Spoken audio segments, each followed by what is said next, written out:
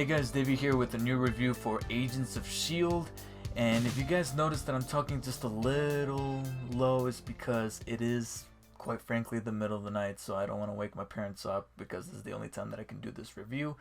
Otherwise, I would have to do it in a completely different format after my class over in LA, and I just don't want to do that anymore, especially if I do happen to have the time right now. So I'm going to be speaking a little low for this episode, but also it kind of fits the somber tone after having seen this episode, which is entitled Parting Shot. Spoilers for the episode will follow in the video.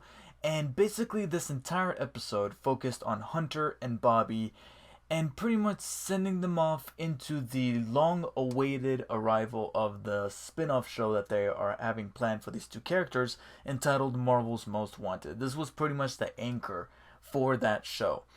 And basically the story is told in the style of Memento, except it's not told backwards, but we start off with a flash forward of Bobby and Hunter being interrogated by Moscow authorities, and every time that they would cut back, they would show them going on a mission and infiltrating this facility in Moscow that they believe Malik is holding up there because he has some kind of plan to create some kind of sanctuary for Inhumans there, only this turned out to be a front so that he can assassinate the Prime Minister, who has humongous influence. However, his influence goes against that of Malik's. He doesn't want this whole thing of Inhumans going down, so Malik is like, okay, you gotta go.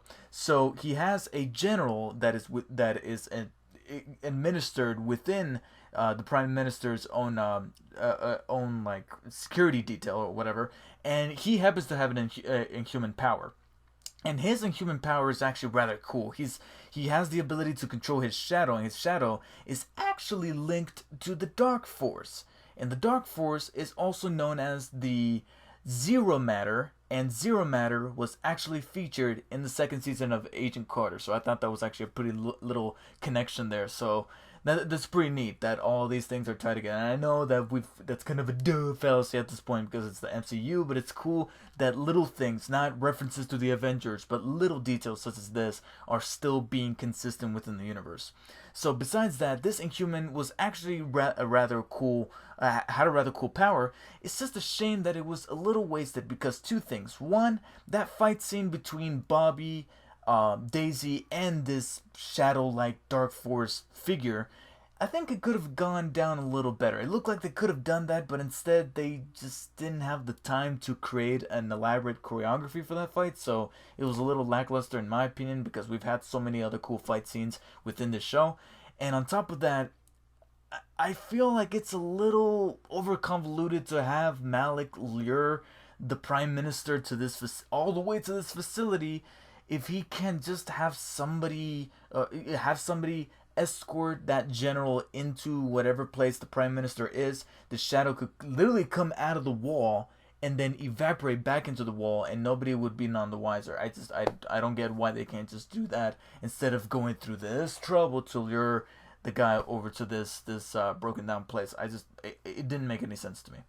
Besides that, though, the focus of the episode was Hunter and Bobby and their relationship and how much they love for each other, but also how much they love the team and how they're willing to take a bullet for this people, and the conclusion that they make at the end of this episode to either go out on an execution or, what could be considered worst, disbanding themselves from the team, which is ultimately the decision that they make after everything that happened in the episode and all the tension and all that kind of stuff. It was ultimately about them. And what I liked is that at first I was a little nervous because they kept saying that this was going to be their big episode. And it kind of starts off that way, especially during this scene when they're in the snow and they have this casual banter that felt like legitimately human dialogue that made me care for these characters. So whenever they would put in peril, I was a little concerned for them.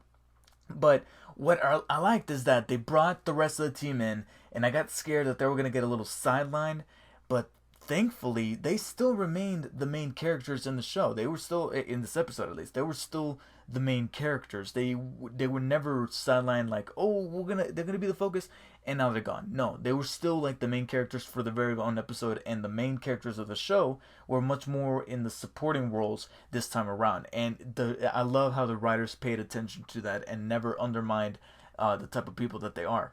And so by the end of the episode, they make the decision of not being part of the team anymore, and this heavily affects everybody because they were part of this family. And just the last 5 minutes of this episode were beautiful.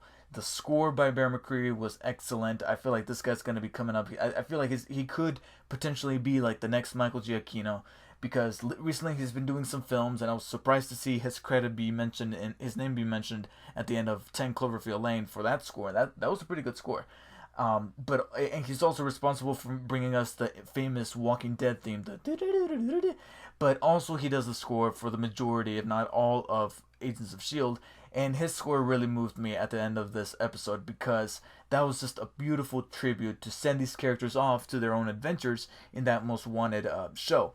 And because of that, I didn't feel too emotional of them leaving the show, because they aren't getting killed off, but at the same time, it is a little bittersweet to see them that their characters do survive, but they're going to be surviving in another show and not in this one. And it's going to be a while before we see a trailer or an image or something like that of that new show. Granted, these days, they're pumping out these shows rather quickly. We're already getting Luke Cage in September from Netflix, and we just got season 2 of Daredevil, which I still haven't watched. But what affected me the most was the fact that I was seeing all these other characters be affected by the departure of Bobby and Hunter, and how it was rather premature. Like in the heat of the moment, they had to say, no, we can't go back. We can't put the rest of the team in jeopardy. And that really hurt the rest of the team to the point where they were willing to blow their cover by going to this bar and paying off this tribute, as the title of this episode puts it, parting shot for the characters. And of course, the last one was the one that had me, moving myself in my seat like this, like, David, don't do it. Don't do it. You're not going to cry. You're not going to cry. And that was Mac. Seeing Mac tear up, holding the last shot, and being the last one to give his tribute was the truly most emotional moment out of that entire segment, because Mac was like the older brother to these two characters, and whenever they were having fights, whenever they were having a conflict, he was there to be their guide, and now that's not going to be there anymore. So he was the one that was hurt by it the most, but he knew that this decision needed to be made, but he definitely needed to have the last tribute there at the end of this segment. So a great episode for Hunter and Bobby, and definitely a perfect one to send them off into their own show. And it could be considered somewhat of a standalone episode from the current story of the Inhumans, but they still managed to keep that going along, even referencing Ward. And at the end, we get this little stinger, which, as far as stingers go, this wasn't that much of an exciting one. We just have Malik talking to his daughter. Hey, look, he has his daughter. Okay. All right. But besides that, what was most important was what excelled the most, which was the focus on Hunter and Bobby, the type of characters that they are, the chemistry and that they have with each other, and the relationship that they have, not only with each other but also with the rest of the team, and how them leaving, it truly becomes an emotional moment for the show, and a beautiful one at that. So I give Parting Shot, I almost forgot the title here, a high 8 out of 10. Definitely an episode that I didn't think I was going to get moved to feeling choked up by the end of it. And here's to hoping that if this is kind of a taste of what's to come in that Most Wanted show, then I'm definitely on board for it as well.